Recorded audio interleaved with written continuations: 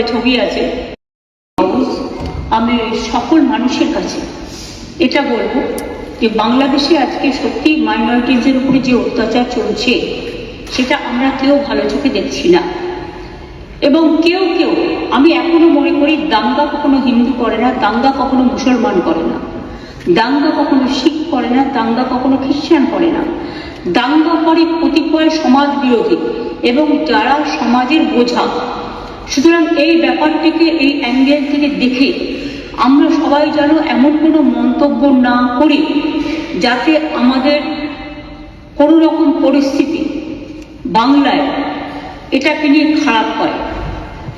আমি কৃতজ্ঞ যে একদিকে হিন্দু ধর্মের মানুষরাও প্রতিবাদ করছেন, অন্যদিকে সংখ্যালঘু ইমামরাও কালকে প্রেস কনফারেন্স করে পরিষ্কার বাংলাদেশে যে মাইনরিটিদের উপর অত্যাচার হচ্ছে তারাও কিন্তু এটাকে তীব্র নিন্দা করেছেন এবং মাইনরিটিদের সেফটি এবং সিকিউরিটির ব্যাপারে বলেছেন। এটা বাংলায় প্রথম, যারা মনে রাখবেন এটা আমাদের ধর্মনিরপেক্ষতার একটা প্রধান একটা স্তম্ভ এবং আমি সকলকে এই জন্য অভিনন্দন জানাচ্ছি। আমাকে অনেক সংখ্যালঘু সম্প্রদায়ের অনেকে বলেছিলেন যে আমরা মিছিল করতে চাই, প্রতিবাদ করি। আমি বলেছিলাম না, মিছিল করলে অনেকে তো আছে জানে না, এই সময় সুযোগ নেয় রাজনীতি, আবার একটু দাঙ্গা লাগিয়ে দেবে। আমি দাঙ্গা তো চাই না, আমরা দাঙ্গা চাই না, শান্তি চাই। একটা হিন্দুর গায়ে যে রক্ত আছে, একটা মুসলিমের গায়ে সে রক্ত আছে, একটা ভাইয়ের গায়ে যে রক্ত আছে, একটা বোনের গায়ে সে রক্ত আছে, একটা পাঞ্জাবির গায়ে যে রক্ত আছে, একটা শিখের গায়ে, খ্রিস্টানের গায়েও সে রক্ত আছে। আমরা নিজেদের মধ্যে ভেদাভেদ না করে, আর কয়েকটি মিডিয়া, আই মাস্ট সে, আমি অ্যাপিল করছি তাদের কাছে, এটা উত্তরপ্রদেশ নয় যে আপনাদের ব্যান করে দেব, এটা উত্তরপ্রদেশ নয় বা রাজস্থান নয় যে আপনাদের অ্যারেস্ট করে নিয়ে যেভাবে সাংবাদিকদের উপর অত্যাচার হয়েছিল, আমার কাছে ছবি আছে, সেটা করব।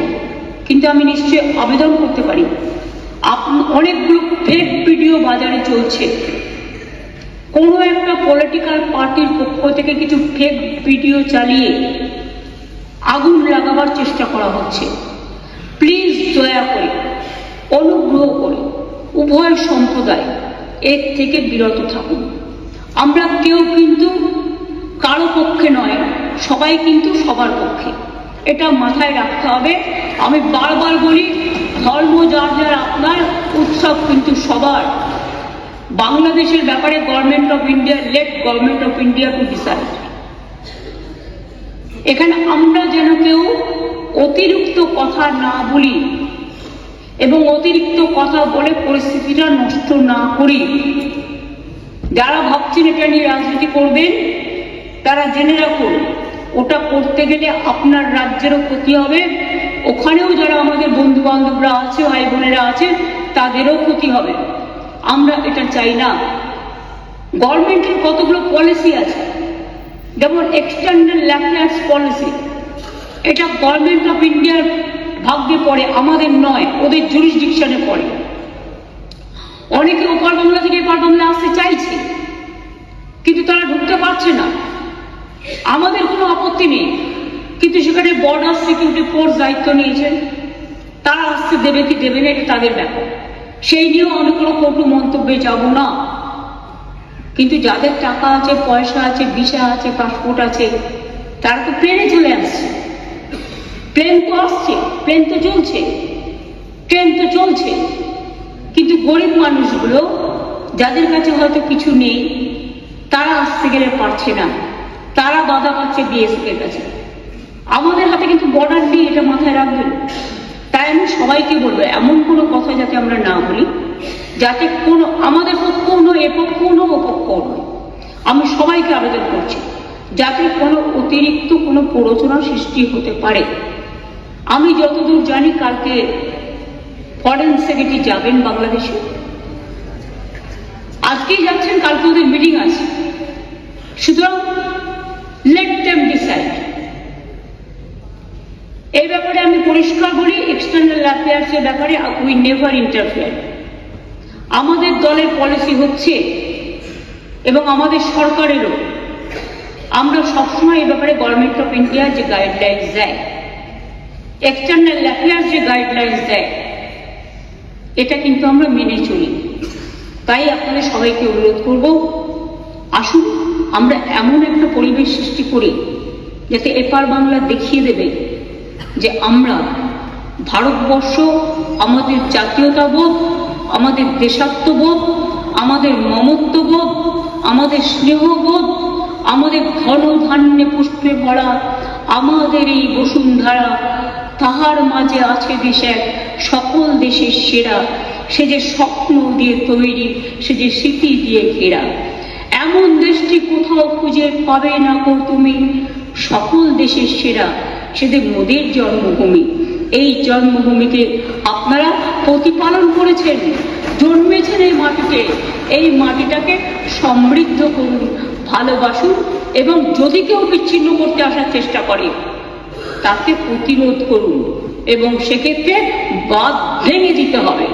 আর যারা কেউ কেউ বলছে বিহার দখল করব, উড়িষ্যা দখল করব, আমি বলি ভাই ভালো থাকবেন, সুস্থ থাকবেন, সুন্দর থাকবেন, কিন্তু এত বড় হিম্মত আপনাদের কেন? কারণ নেই যে বাংলা, বিহার, উড়িষ্যা সব নিয়ে নেবেন আর আমরা বসে বসে লালিপপ খাবো। এটা ভাববার কোনো কারণ নেই। আমরা যথেষ্ট সচেতন নাগরিক এবং আমরা যথেষ্ট সক্রিয়, কিন্তু আমরা ধৈর্যের পরীক্ষা দিই। তার কারণ এটা আমরা রবীন্দ্রনাথ ঠাকুরের কাছে শিখেছি যে আগুনের পরশমণি ছোঁয়াও প্রাণে, এই জীবন পূর্ণ করো, এই জীবন পূর্ণ করো, এই জীবন পূর্ণ করো। তাই আমি মনে করি ভারতবর্ষের অখণ্ড আমাদের সকলের অখণ্ড, এবং আমরা সবাইকে রক্ষা করব। এটাই আপনাদের সকলকে আমি আবেদন জানিয়ে গেলাম। যেহেতু হাউস চলছে, লোকসভাতেও আমাদের মেম্বাররা নিশ্চয়ই আলোচনা করবেন সুযোগ পেলে। কাজে যিনি গেছেন ক্যাবিনেট সেক্রেটারি, আমরা আশা করি তার দৌত্য সফল হোক, শান্তি ফিরে আসুক।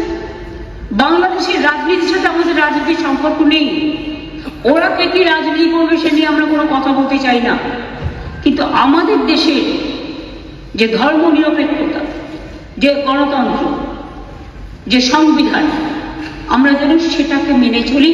আমরা যেন অন্য কোনো উস্কানিতে আমরা যেন কোনো উস্কানি না দিই, এটুকুই আমার আবেদন। অনেক ধন্যবাদ স্যার এই টাইমটা আমায় দেওয়ার জন্য।